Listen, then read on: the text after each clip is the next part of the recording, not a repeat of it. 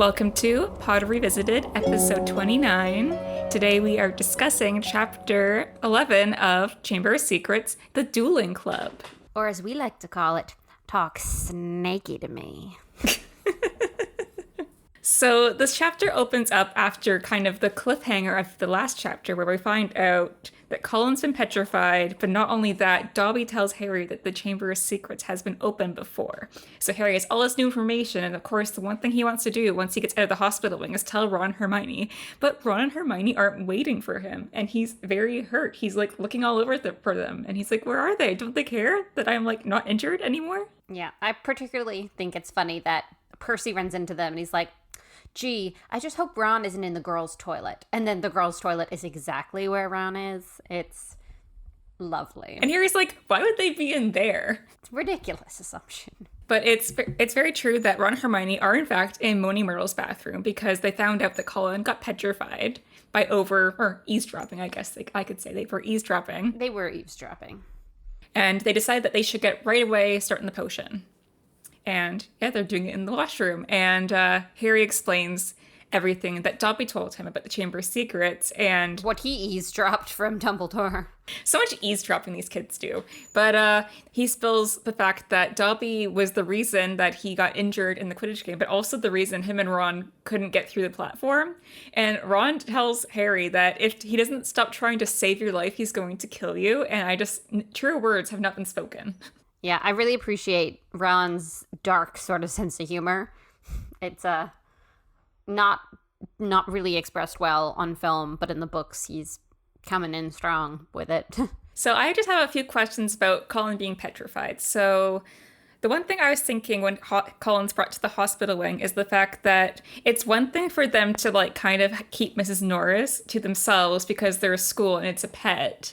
It's a cat, but this is like the first student that's been attacked, and I was just wondering why he wasn't moved to the hospital, because I feel like if anything serious happened to a student, they'd be moved to a hospital that has better resources than a school like nurse's office, basically. I always see Madame Pomfrey as like a doctor more than a nurse. Like she can do most of the doctory things. I also think maybe it depends, because the cure for petrification is something that they already have one of the best herbologists known working on, like she's already working on the plants, and Snape one of the best potions. Like they have some of the best in all the fields needed to handle this particular ailment. So I think maybe that's just like, I just feel it's quite serious, and like I know we don't really find about the hospital till later on, but I just feel it's kind of on par with some of like the more worse things that have happened in the school. And I just feel like you would expect this wizarding hospital to have the resources to make or even have this potion on, like, I don't know, reserve if they're like this big hospital. But yeah, again, it affects the plot. But I was just kind of like, the student's like been attacked and he's just like chilling in the school for 7 months. I mean, maybe also they don't want to bring them into the hospital because they have to fill in like intake forms, and they don't want like the bad publicity about like what the heck is happening at Hogwarts. Yeah, Dumbledore does not want extra paperwork. Well, it brings me to my other point is the fact that were Colin's parents notified, because we know he's Muggle born, but we also know that he's very close to his family, that he sends his dad like letters every week about what he's doing. So it'd be very suspicious if all of a sudden he just stopped sending anything, because I feel like the students are like petrified for half the school year. So I feel like, do their parents know what the hell's happening? I've always assumed yes. I've always assumed they get a letter being like, hey, everything's going to be okay. We have the solution. It just takes time, but your child has been petrified. Dear Muggles, that means something like being in a coma, but it's totally reversible and he's gonna be fine. I just don't find Dumbledore explaining everything, because I feel like... Oh, he wouldn't. McGonagall or someone would have to. I think it was like Hermione's parents or Colin's parents. Like, I get maybe if it was like a wizarding family, they might not be that concerned and figure that Hogwarts is the best place to keep their kid. But I feel like it was a Muggle-born. Like, you don't know what that means. All you know is that your kid's sick and you can't, like, and they're just, the school's holding them hostage. Yeah, my mom, even if she were a Muggle, if I was sick and at a school she wasn't allowed at, she would get to that school to be there and harass the heck out of poor Madame Pomfrey. Being like, what are you making her? What are you giving her? Have you given her this? Have her sheets been changed? Are you making her soup? She should have some soup. I feel like Dumbledore doesn't want to fuss with muggles, so he just like he probably I feel like had to tell them that he was ill, but I don't think they told him why he was ill, and I don't think they knew that it was like 7 or 8 months. But it brings to the question the fact like what's Colin going to tell his family when he gets back from school? Be like, oh, what'd you learn this year? I'm like, well, I was actually like out of commission for like 6 months of school. I was only really around for the first 2 months. Yeah, because then I was out cold. But I learned a lot about being petrified. Really practical, hands-on learning. Well, speaking of Colin being petrified, so it gets around the school and the school's all freaking out and they have this paragraph about how Ginny's really upset about it. And the twins try to help her, but I feel like it's not great. Not a great way to go about it. Bless the twins. I mean, yes, they're being spooky and jumping out and trying to scare her, pretending to be the monster of Slytherin. But I do kind of think that, like, in a way, like when you build up a bunch of tension and stress about something, and then you relieve it even briefly for a second when you think the things about happening, you do lose a bit of that, like, tension. So I feel like having them jump out all the time is letting her release a little bit of that tension every once in a while. I do feel like Ginny is starting to suspect herself or feel something's not right with her, because I feel like if she wasn't so worried about what was going on with her and these like blanks of memory she has and people being attacked, I'm sure that it would be a bit like, oh, silly friend George, whatever. My brother is trying to cheer me up, but because she's so worried about what's happening with her, it's just making her more tense. Yeah. I definitely think something's going on with Ginny, and Ginny's very concerned about it. It seems interesting that no one else seems concerned that something's going on with Ginny. I guess they're just like, she's just really concerned about this thing. But, like, Ginny's kind of a rough and tough gal. Well, Percy is concerned about her in a brotherly way, but I think he very much kind of like puts it down to, oh, she's just a first year student and like all this kind of like unsettling things that are happening. But I don't think Percy, he's very much surface level. Like, he knows that she's upset and he threatens friend George to like write to mom and tell her that Ginny's not doing well and stuff. But I don't think he's really paying much attention to like her emotionally. Well, Neville is also very worried with all the attacks happening. Poor Neville. Poor Neville. First of all, everyone's telling him he shouldn't be afraid because he's pure blood. And Neville says, I'm almost a squib. And that just breaks my heart.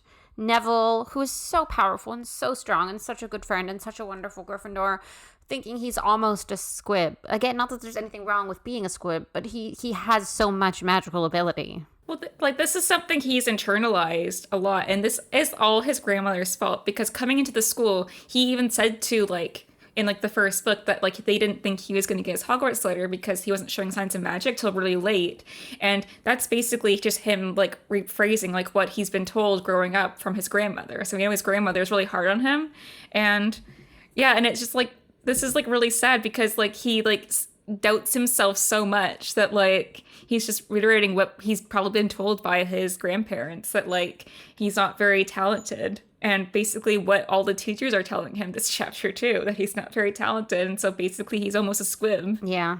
And that's a really hard thing to, like, just not even to, like, have in your mind, but just to reiterate to all his friends, being like, oh, I'm almost a squib. Yeah, kind of. It's crushing. Only 12.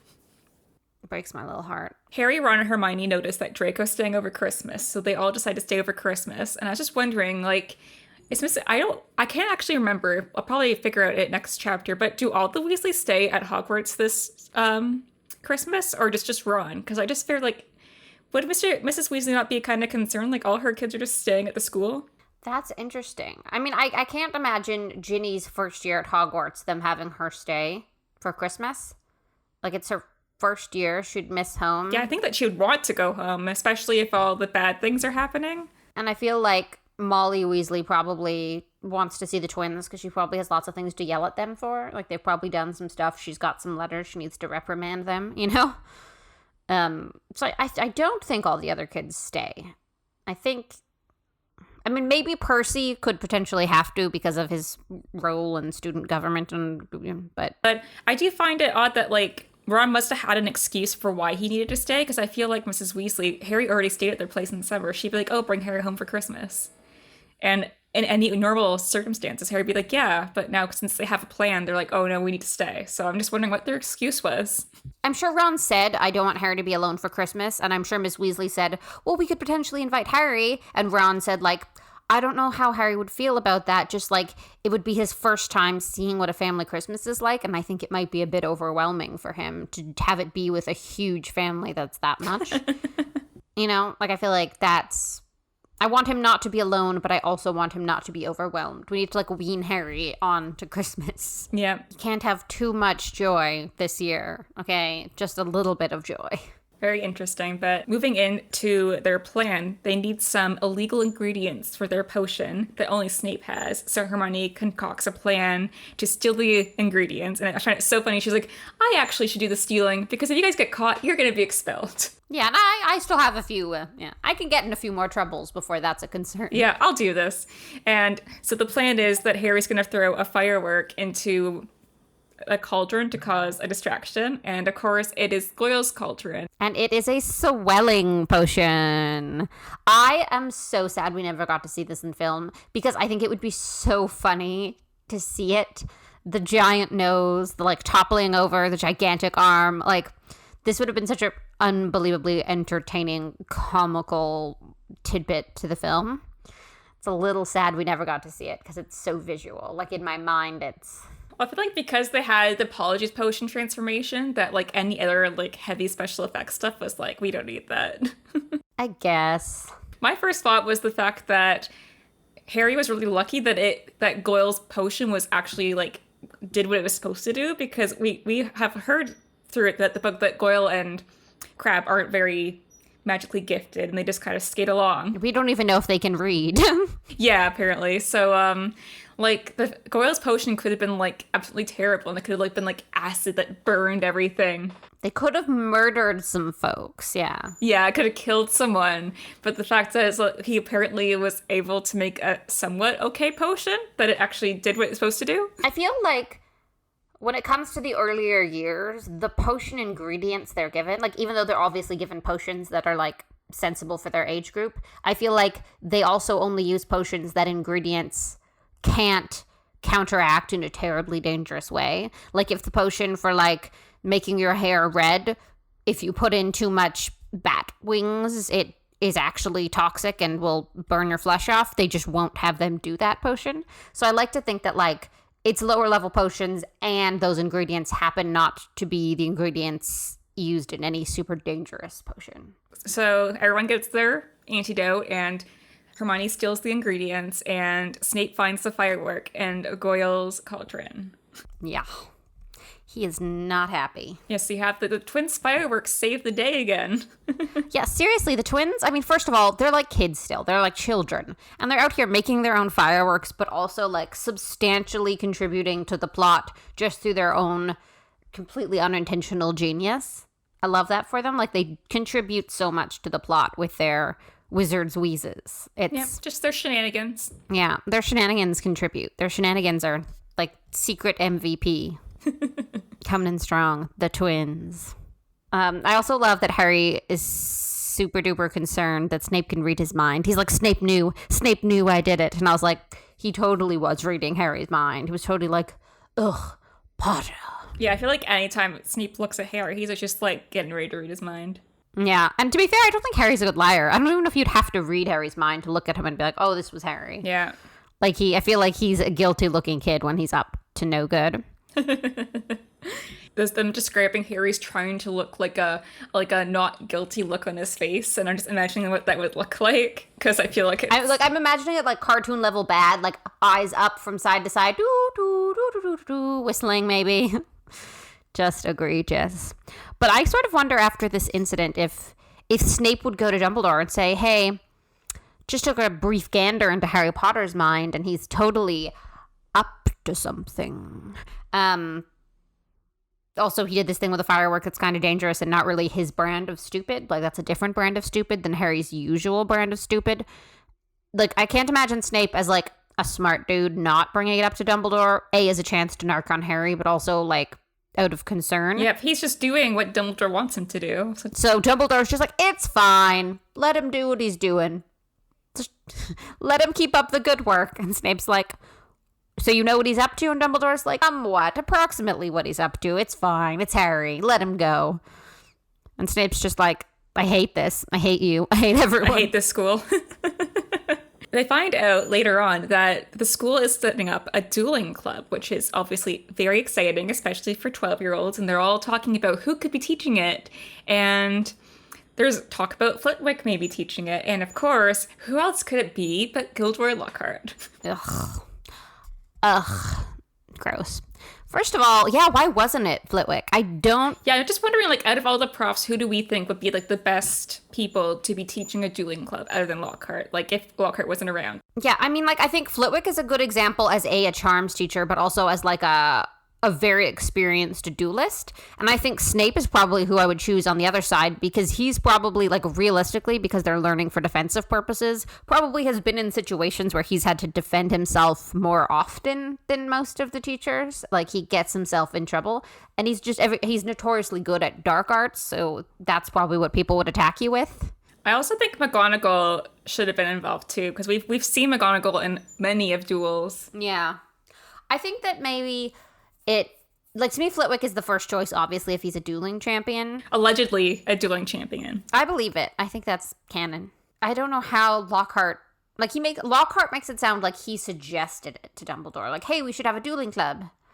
But we don't know. Yeah, he makes it sound like he asked it, and I'm just wondering what is going through Dumbledore's mind right now. That Lockhart comes up to him and he's like, hey, I want attention on me, so I want to set up a dueling club where everyone focuses on me. And then Dumbledore's like, yeah, sure, that's okay, even though you just almost, like, murdered Harry. You almost lost Harry's arm. But I think Dumbledore's only stipulation was that Snape had to be an assistant, but Snape's there to supervise to make sure no one dies. Snape's there to be miserable. I think my first thought is that Gilderoy, whatever, brought it up, and Dumbledore was like, Gilderoy's an idiot, but it's actually a decent idea, and even though Gilderoy can't do magic, he can't teach this on his own, so, like, it's a good idea, it'll get done, the children will show up and pay attention because they like Gilderoy Lockhart, they're interested in him, so, like, it'll make it more of a desirable thing, and the kids will go and learn this, I think. But alternatively, it wasn't Gilderoy Lockhart's idea at all. It was like Dumbledore's or McGonagall's or someone smart was like, we should teach the kids to protect themselves a little bit. And then Gilderoy Lockhart was like, I'll teach it. And then went and said it was his idea because he's totally that guy who will take credit for any good idea. Like, him saying, I came up with this idea and suggested it to Dumbledore does not mean that happened ever at all. Yeah, that's the way he views it as happening. But as we know, he lives in, like, a deluded fantasy land. Yeah, he's deep into the delusion. So we're wondering if I think Snape was kind of there as Dumbledore asked him to, because I feel like Dumbledore asked Snape to do a lot of, like, babysitting. Shitty jobs. He's like, this is unpleasant. Let's just have Snape do it. But I also think he kind of wanted to go because we do know that Snape really likes kind of trying to poke holes in Lockhart's, like, delusions and kind of catch him out and being bad. Yeah. Like, I feel like all the teachers are annoyed with him, but Snape likes to catch him in, like, lies. Yeah, I think Snape is going to go for the sheer joy of watching Gilderoy Lockhart look like an idiot.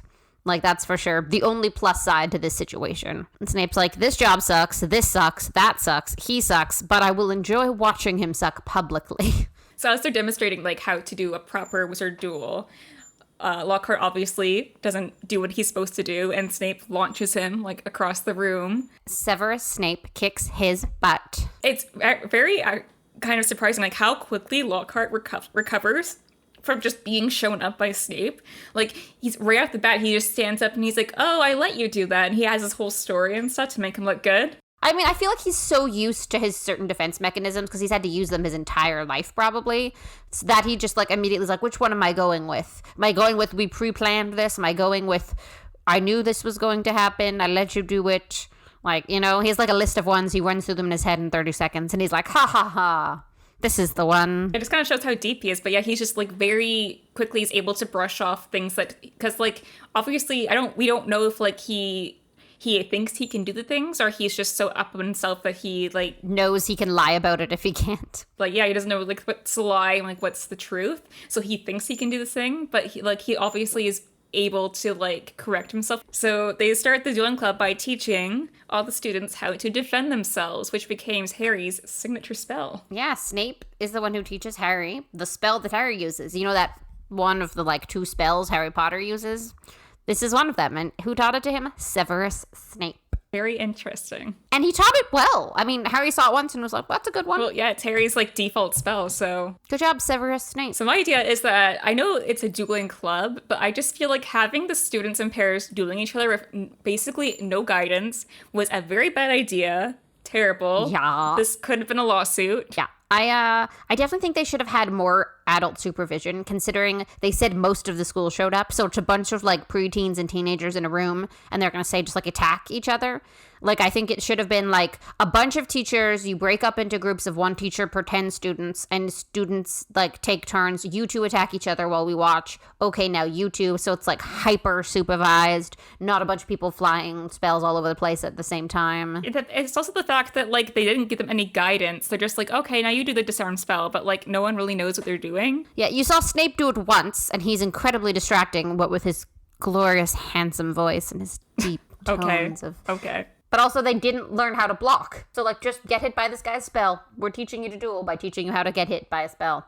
Yes, my other thing was Ron's dueling with his broken wand, which I think should be illegal. Yup. It's a miracle that Seamus is alive. Yup. And with all this commotion, we find out right before they kind of get everyone stopping that Millicent Bulstrode is basically strangling Hermione, and like no one's doing anything. Like this is like it's like a disaster. Because there's not enough teacher supervision to see what everyone is doing, and everyone is doing something bad. Yeah, Harry has to pull her like off Hermione so she doesn't get strangled. Like, to be fair, Hermione might have started it because she's smart and she knew she needed the hair. She might have been like, I need that. This seems like the good opportunity to get it better than any other. If only she grabbed the hair from her head instead of off of her clothes. Yeah, I mean, hair pulling in a fight is a low blow. Even Hermione Granger would not pull hair in a fight. She's gonna have a fair fight, okay? So, Gilderoy goes around and he wants to have like a practice pair. So he suggests Neville and Justin. And then Snape, I'm giving him a sucks count because he basically outs Neville for being like super incompetent in front of like the entire school. And poor Neville doesn't need that. Yes, but also at this point, I mean, it's shitty. You shouldn't insult your student.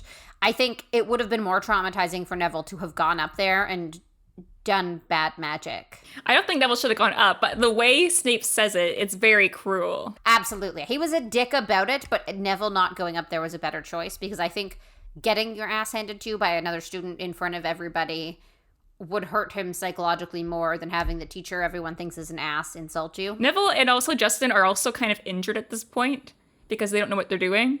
So it just like wasn't a good idea for them to be paired anyway. Yeah. But you didn't need to out Neville like that. Like, he already has, like, the worst self-confidence out of, like, anyone. Yeah. Well, Harry and Draco are paired, of course. Shocking. Unexpected. What a twist. And you say that this is Harry's first spell in the entire series? Yeah, I'm pretty sure this is the first time we see Harry Potter cast a spell. And it's Rictum Sempra, which is a tickling spell. So really coming in strong with those big, powerful hero spells. Harry with the tickling spell. When they pull them up, Snape is telling Draco what to do, obviously, and then Gilderoy pulls Harry aside and shows him some weird wand movement and drops his wand, and sassy Harry comes back strong, because he's like, can you show me that again? And then Lockhart's like, just do what I did. And Harry's like, what? Drop my wand? You idiot. Ugh. So I'm wondering, did Snape tell Draco to do the snake spell? Like, I don't know what he was expecting. Like, he just wanted to scare Harry, or did he suspect something? He probably wanted Harry to look like an idiot. So he's like trying to think of a spell that's like not particularly nice, but not so dangerous Draco would get in too much trouble. And he also has to think of it being a spell that Draco knows. Like, he's probably seen Draco practice that spell or something before, because he wouldn't have Draco do a spell that he didn't know Draco could do. So I feel like it's cute in that it's like a Slytherin thing with the snake, but it's also just like, what do you know that's kind of scary and will make Harry Potter look dumb? Yeah, just yeet a snake at him. Yeet a snake. Number one most commonly quoted Severus Snape line is yeet a snake at Harry. Well, I find it really interesting the way Parseltongue is described because I think in the movie it's just more just like Harry understands the snake and he's speaking like in hisses and stuff. But in the book, like Harry describes just like this vibe he gets from the snake. Like he just gives it a look and tells him to leave Justin alone. And the Snape looks at him and he just knows that the Snape's gonna leave him alone. Like the Snape is gonna do what he says. He just has this feeling that he understands the snake and him understand each other without even saying anything. So it's just very much like very internal. It's not just like understanding like a language. It's like, I don't know, like an aura or something. Spiritual connection. Yeah, like a connection really with the snake. Maybe it's like a body language. Like, because we as humans are really good at like interpreting each other's body language, even more so with people we see a lot because we become more familiar with their personal little tics and idiosyncrasies. Maybe the Parselmouth ability isn't just the language, but it's also like a deeper understanding. So they're like, oh, the way he's wiggling, the speed he's wiggling at, it's like this that was him being more of like a straight, direct, like a attacking sort of stance, and now he's in more of a calmed down, waiting stance. You know? Yeah. Everyone freaks out that Harry is speaking Parseltongue because it's bad magic, apparently. And Snape actually gives, like, Harry this odd look. He's kind of like, I was kind of wondering what he was thinking because this is obviously like a big revelation. And I'm wondering if Snape is wondering if Dumbledore knew. Because I feel like Snape blames Dumbledore a lot for, like, not telling him things about this kid that he's supposed to be, like, looking after. And I just feel like it's a big shock to, like, he doesn't like Harry, but this is, like, a big, like, power drop, and maybe it kind of gives him Voldemort vibes. I mean, I don't know if Dumbledore is even on like Horcrux level thinking yet. Well, I don't think Dumbledore actually knows, but I think Snape definitely knows that Dumbledore doesn't. Wonders if Dumbledore does, yeah. Because Dumbledore's known for knowing things and not telling. Yeah. Snape knows that Dumbledore does not tell him everything, so that makes sense. I wouldn't blame the guy for being suspicious. I think he's also just suspicious, like not even at the Dumbledore level, like at the, like, wow, what a plot twist. Harry Potter is a Parselmouth. Harry Potter who killed, like, it's probably just like the last person you would expect to be a Parselmouth at Hogwarts was Harry Potter, and it was Harry Potter. And like Snape would never have known this rather valuable and interesting piece of information if he hadn't casually have decided to tell Draco to use the snake spell. But it, like, changes things. It's definitely a significant hint at a lot of stuff. So Snape's probably just like, oh shit, this is weird, unexpected, and important. So Ron and Hermione drag Harry out of the Duelling Club, and they're basically like, you're a Parselmouth? And he's like, what the hell is that? I also love that Harry's just like, well, yeah, you know, it happened to me once before. I had a little chitty chat with a snake. And Ron's just like, a boa constrictor just told you it had never been to Brazil? Like, who? That's casual. Just casually. This boa constrictor told me you'd never been to Brazil. Yeah, so Ron tells Harry that Parselmouths are like a very uncommon gift, and because Harry's just assuming they're like, oh, people here can do it. It's a magic thing. Yeah. And Ron's like, actually, no, that's weird. And it's like a lot of things happening to Harry in this book. Or it's like he thinks something's normal because it's magic and it must be normal. And Ron's like, actually, no, that's strange. That's weird. Yeah, not even having enough context yet to know that something is weird is scary. And I'm just kind of wondering, like, why is it considered dark magic? I mean, a little bit of it is obviously from the history of Parselmouths and, like, the previous context. Yeah, so they're talking about how Salazar was a Parselmouth, and they're like, everyone's going to think you're his great-great-great-grandson. And it's just really great foreshadowing since Voldemort is technically his, like, great-great-great-grandson. Yeah, a little bit. So, some, like, Horcrux vibes. Probably, yes.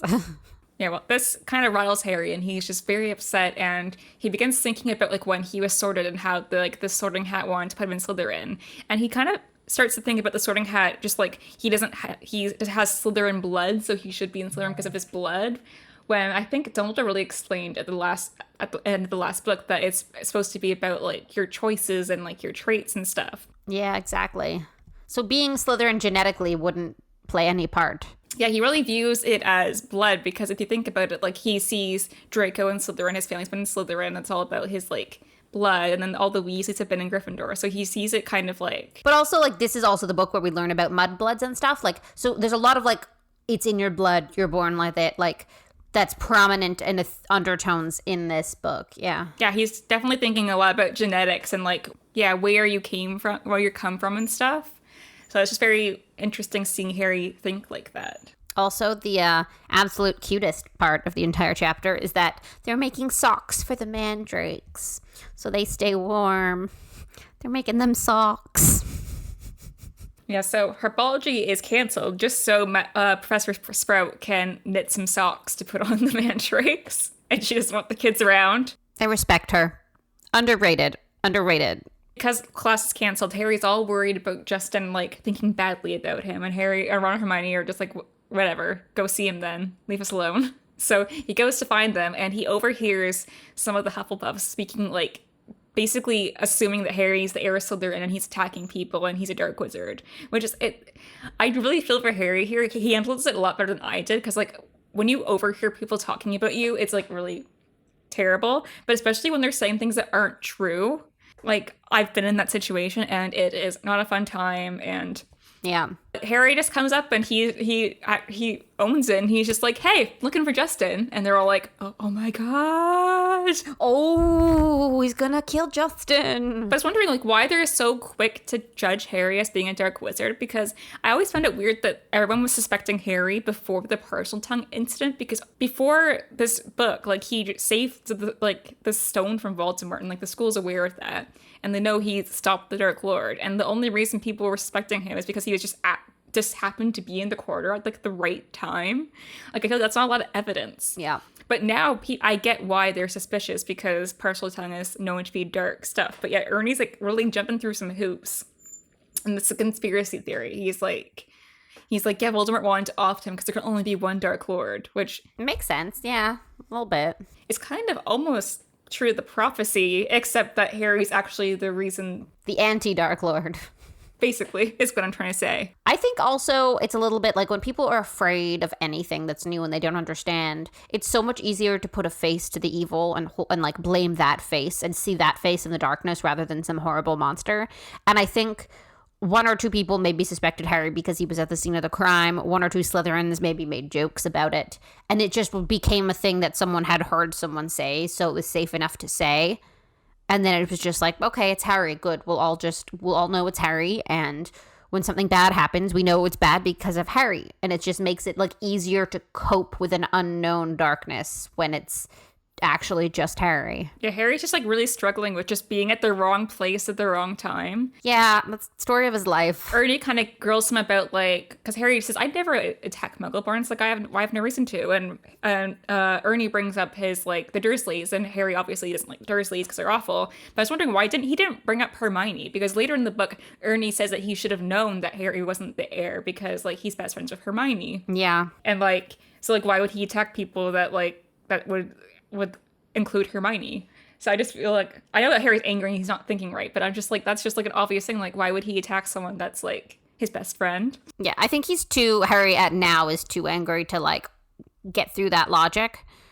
I think if he were a little more chill, if they hadn't have been so aggressive about believing it was him, he might have been like, guys, Hermione and me were like this. What are you talking about? Yeah. But he was too angry at that point. And I also think it's the kind of thing where like people didn't want proof or reasons as to why it's not Harry, because then they don't have any idea who it is, and it's just scary. It's just scary to not know. Yeah, that's the thing with conspiracy theories, that like no one really wants to be corrected. Yeah, they're just gonna jump to the next thing. Unknowing things is scary, and so they don't want to not know what's behind these petrifications. So anything that will go against their belief in Harry being guilty isn't going to get absorbed right now. Yep. Poor Harry. So he kind of storms off and he runs right into Hagrid. Yeah. Oh, Hagrid. So this is kind of a clue, but Hagrid is carrying a dead rooster. And he mentions that like this is like the third or fourth one. Suspicious. Something's been up with roosters. I also think it's interesting that Hagrid says he needs to see Dumbledore to get permission to charm the coop. He doesn't say to get help to charm the coop. He says to get permission, which makes me think that, like, he's just going to do the charm himself. Like, Hagrid does use magic, but I feel like Dumbledore is probably the reason that he's able to use magic, like having a wand. His wand isn't supposed to be there, though. So, like, people around are assuming he's doing wandless magic. I think people assume that someone's doing it for him, because I think he's definitely not using magic, and I feel like he asked Dumbledore permission a lot. Like, I think the only thing we really know he uses magic for is the pumpkins, but I feel like people assume that he grows them himself.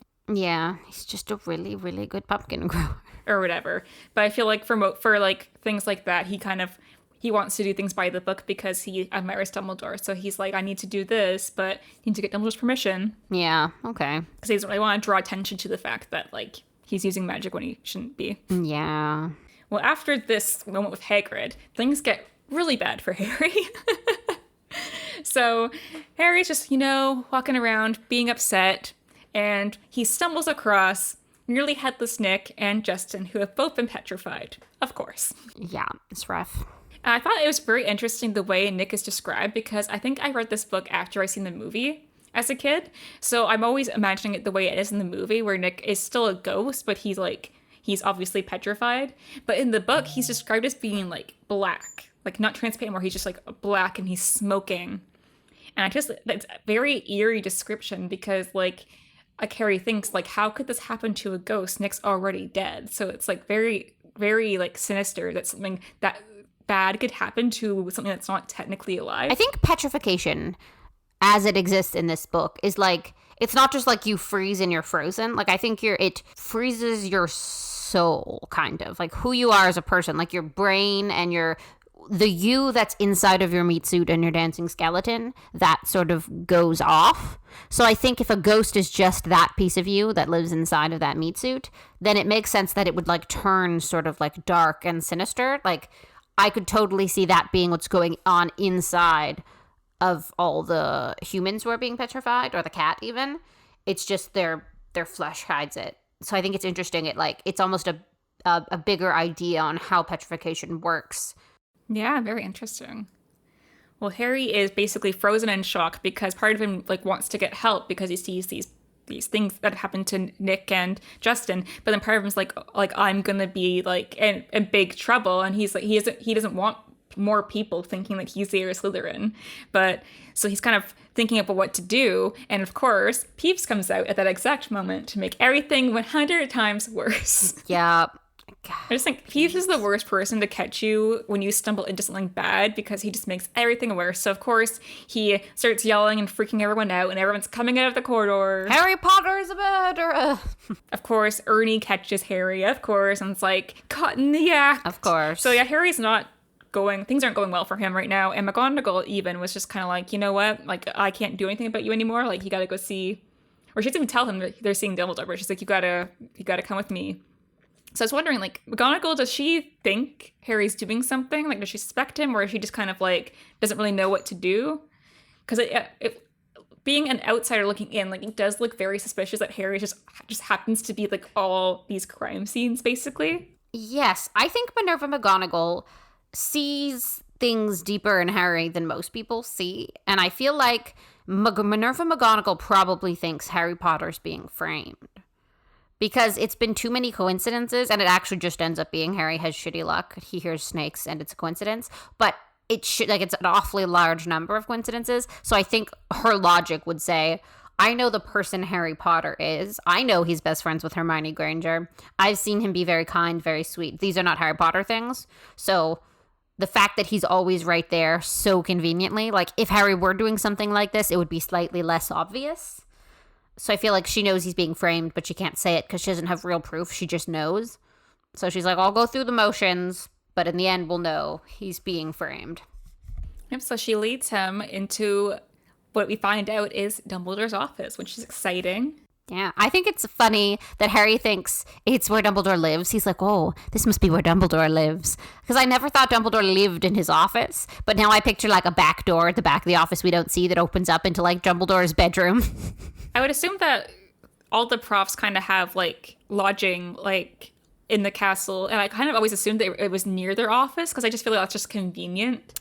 I always thought there was like a different tower or like something in the school where like there's just like apartments kind of for the teachers, you know, like this is your own, I mean, they don't have to eat, but this is your bedroom, this is your personal bathroom, this is your little sitting area and your desk area. You know what I mean? Like, Yeah, I simply always have something like close by or attached to their office because I feel like that'd be convenient so they can do like their work in their office and then when they need to like. I always thought they would be in one part of the castle, all of them together, rather than near the classrooms. Alternatively, though, I suppose like maybe it has to do with what house. Like the heads of houses probably have their rooms closer to the dormitories of their students. So like McGonagall's might be in the tower, and That's what I'm assuming. I mean, I'm just really lazy, so I'm like, my office better be close to my bedroom and it also should be close to my classroom. that makes sense, I guess. Well, just before we wrap up the chapter, I want to talk about some just more parcel mouth stuff. So I looked up like what snakes kind of represent because there's a lot of snake imagery in the books, obviously. And they're all about being evil. And we kind of know like snakes now. Like when people say like, "Oh, she's a snake" and stuff, it's usually that you're like a fake person. Yeah, you're plotting, you're conniving, you're manipulative. So apparently, ever since Eve's transgression in the Garden of Eden, snakes in Christian tradition have been associated with lies, evil, and temptation. Yeah. But in other cultures, snakes symbolize fertility, rebirth, and renewal, and even immortality, which I thought was interesting. I mean, yeah, it fits in with the book, certainly. You know, Voldemort makes Horcrux into his pet snake, but also, like, Voldemort comes back to life, and he wants immortality, so it's just very interesting. So just a lot of interesting little snake imagery there. That's lovely. I think it's interesting that it's also, like, a fertility and rebirth. Because in a sense, when you rip your soul into a Horcrux, you're sort of rebirthing yourself as a slightly lesser version of yourself. But also, Harry realizing he could talk to snakes was one of the earlier steps in him realizing who he is as a person. Which isn't a bad person, but like being a Parseltongue is a part of who Harry is, and it's interesting that that's kind of like a rebirth in a sense of like that part of him who he never really acknowledges. Yeah, there's a lot of rebirthing and just like renewal and things like in the series. So I guess my thing is they talk about how there haven't been a lot of parcel mouths and all of them have been evil, because we know the original Harpo the Foul he was foul, and then obviously Salazar Slytherin, not the best dude. Voldemort, not really the best dude. So like I get that, but it makes me think like, have there been other Parseltongues who just had already sort of learned the history of Parseltongues and knew sort of the connotations attached to it and the stigma, and just not told people and sort of been like a quiet Parselmouth, like not made it public knowledge, just to avoid like being seen that way, you know, not wanting to be connected to Voldemort. So I feel it's very unlikely that there's like no Parselmouths left. I feel like with the way wizards were breeding and stuff like back in the day, like I mean, that's weird. That was a weird way to phrase it, but I just feel like it was probably very common, and then I guess over time, just like one or two people made it bad, and then it's just bad. Like a lot of things in life like that. I mean, I think Harpo the Foul was one of the first. So like one of the first people anyone heard of who had it was bad, and then one of the second people was Salazar Slytherin, and people were like, he's pretty bad.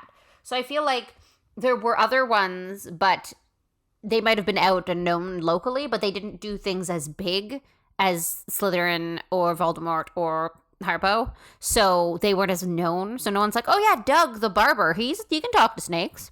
Oh, Doug, he's a nice guy. Like that just never happened. Also wondering if it's just because it's snakes too, because generally people don't like snakes. Like that's usually a pretty big fear people have. People don't like snakes because they feel like any other animal, like a more like nice animal, like a cat or something, it wouldn't be a bad thing. I talk to geckos.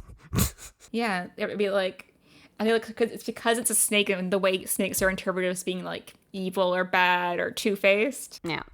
I think it's just been like, destroyed by the history of people who've had it. And so it's probably something people don't want to talk about incredibly publicly, you know, like it's not just good socially. So you don't want to be attached to that. And it takes someone who's really, really willing and has already sort of established themselves as a good person publicly to be willing to be like, by the way, I've also been talking to snakes this whole time, so I'm a good guy and surprised and look. But it takes a lot.